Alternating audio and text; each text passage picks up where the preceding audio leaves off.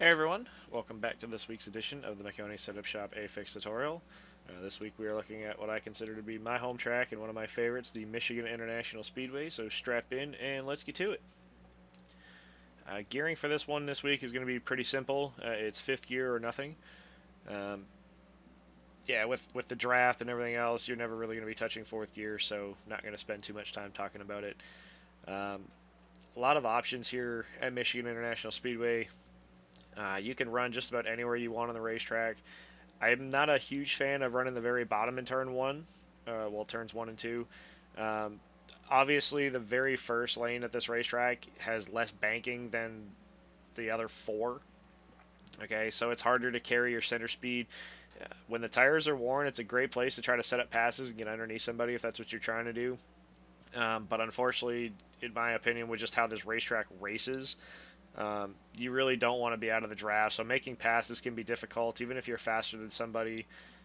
If you're not in the draft, it's like you got a big parachute and you just kind of go backwards. It can be really frustrating. I feel like for qualifying, the second lane in one and two and the very bottom in three and four is the fastest. And I say that because as you see later, I'm going to start running the middle once the tires have some heat and it's really, really fast. But when I run the middle on my first lap or two, I don't have that level of grip, and I got to play with the throttle, and I don't really get the same run early on that I do when I have quite a bit of heat in the tires. Um, as the race goes on, well, as the run goes on, I should say, I think you're naturally going to want to move up with the draft if that is happening. But I think as long as you can run this preferred racing line, especially early on, I think that's going to be your best opportunity. And again, it's so situational when you race here. If you're towards the front or mid pack or whatever, and everybody's kind of running this bottom lane, you're going to want to run the third lane or somewhere where you're going to get some clean air. Because if you're running this preferred racing line and you're directly behind somebody, you're going to plow. Uh, it's frustrating. It's unfortunate, but that's just kind of how it is with this package. Uh, the racing here, the racetrack is great. The racing here, I'll leave that to you guys to decide what you think about the racing here is. Um, Getting into some of the lines here, the lifting points are more of a feel thing. Again, I'm not one that uses lifting points. I just kind of go until I feel like I need to slow down. Um, as you want to fall into the corner, I like to say, you're trying to hold this seam here, and right here, you see where the seam kind of slides over. That's always been a big visual for me. I try to feel like I'm running that over with my left front.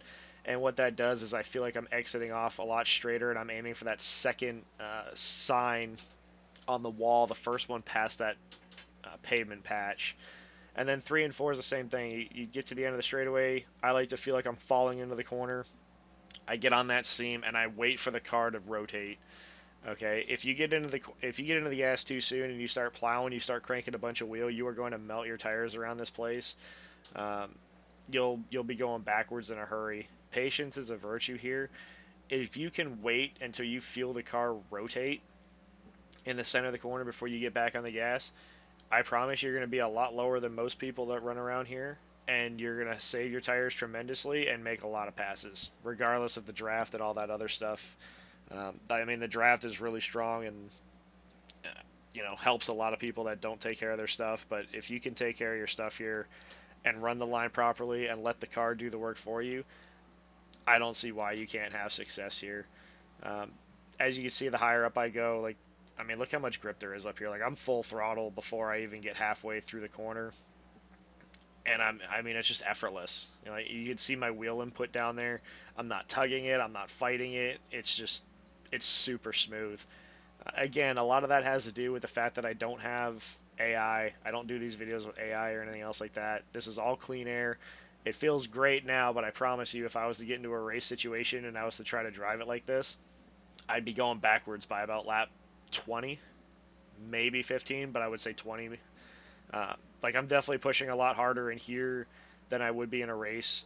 But again, like, you have the draft to, you know, take care of you on the straightaways. Essentially, you're just trying to get through the corners without melting your tires. Um, when we get into the cockpit view, I'm going to talk a lot more about visuals and what I'm aiming for, especially coming off the corner.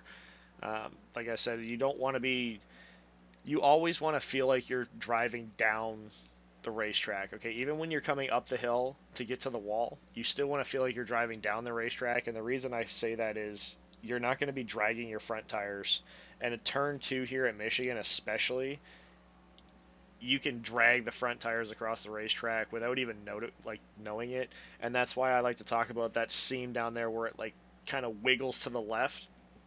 I always try to run that over, and mentally I know that I'm low enough on the hill.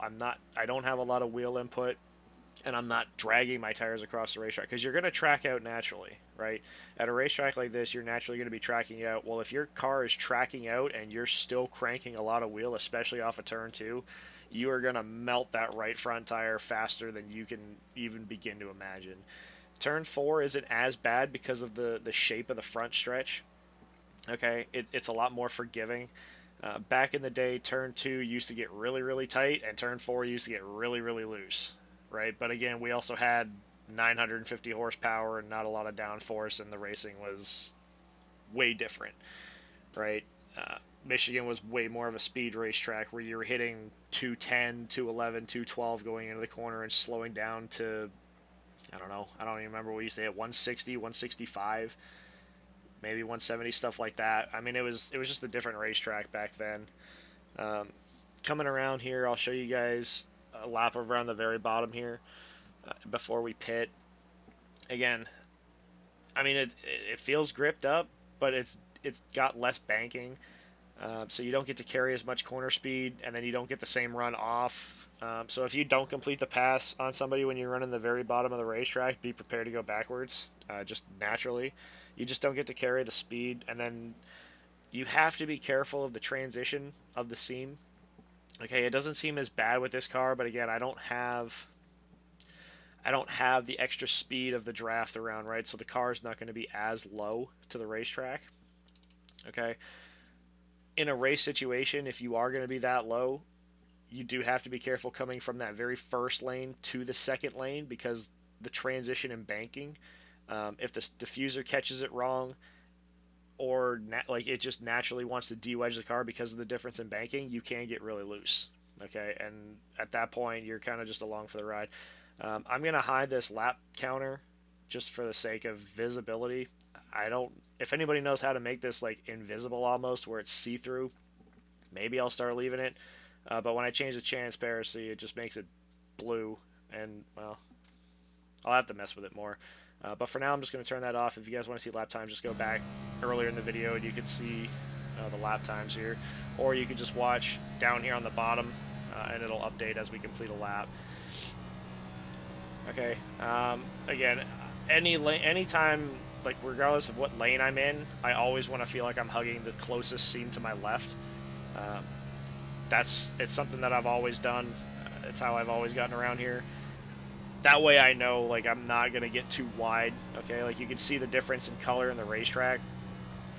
If I'm going to commit to a lane, I don't want to feel like I'm getting outside of the grip level, so I like to try to stay as left in that lane as possible. I don't think there's anything wrong with being wide. Again, it's just the level of grip and confidence and everything else. And mentally, I just like to think that there's more grip closer to the seam. I don't know. I doubt there is, but yeah, nothing really to it. Again, I'm not running around any traffic or anything. So in a race, you're going to be, in my opinion, I think you're going to be trying to find clean air. I think early on in the race, when the tires are fresh, you're still going to be stuck in the draft, so you're still going to be dealing with dirty air. But I don't think you're going to want to deal with. I think you're going to want to deal with as little dirty air as possible. All right, it's just better for the tires. But again, it's so hard to predict how these races are going to play out with a model like this. As you can see right here, okay, you see where that seam, I talked about it in the chase view, and then that, I don't even know what the logo is. I just know that it's the second graphic on the wall, and it's the first one past that pavement patch. That's what I aim for when I exit turn two. When I get flush to the wall, that's what I want to be squared up with when I run that lane, and that is the preferred racing line around Michigan. It always has been, but those are my visual cues for the exiting turn two. At least I always want to hold the seam. I wait on the gas, and as soon as I feel like I've run that over with my left front, that's when I know that I've hit the corner. I could almost let my wheel go straight, honestly. I'm not dragging my tires across the racetrack. Like, I'll show you guys the tire wear after this.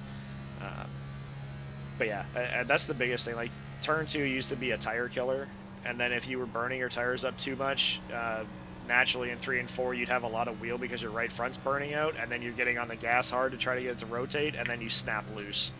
A lot of characteristics around this racetrack.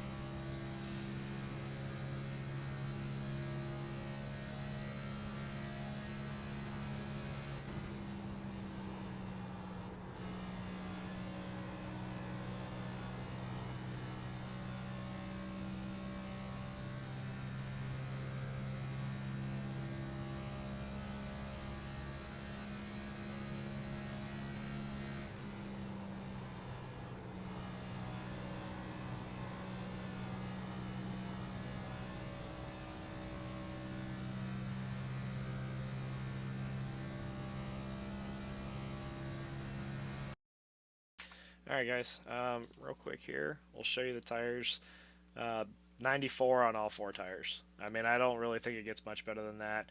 Again, I have to make note of it. I am driving by myself. There's no dirty air. There's no AI, no traffic to worry about. So this is going to change significantly being in traffic.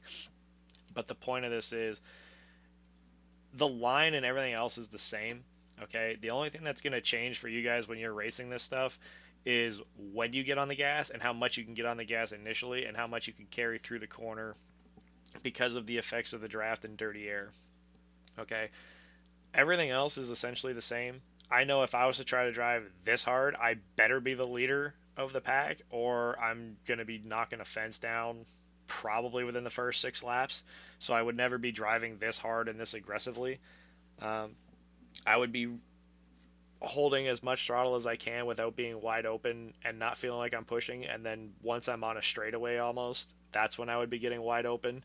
And again, a lot of this is just hearsay. Like, I don't really run this stuff, right? This is just me trying to help you guys. So for me to sit here and say what I would be doing, I have no idea what this is going to race like.